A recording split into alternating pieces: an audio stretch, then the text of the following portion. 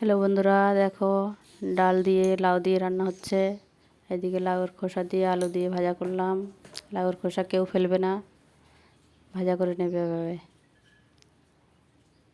লবণ দিয়ে দিলাম, হলুদ দিলাম, একটু একটু নেড়ে ঢেকে দেব।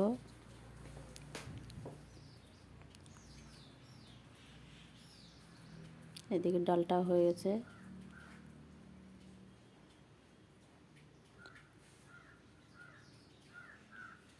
খোসাগুলো ভাজা হয়ে গেছে,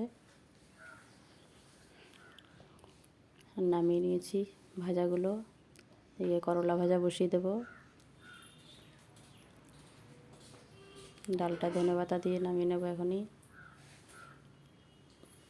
করলা ভাজা করছি। ডালে একটু চিনি দিয়ে দেব। করলাটা ভাজা হচ্ছে।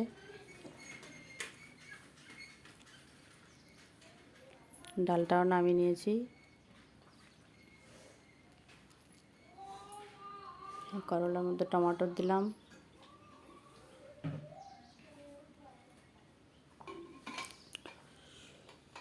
সব কিছু রেডি। কেমন লাগলো ভিডিওটা বলবে।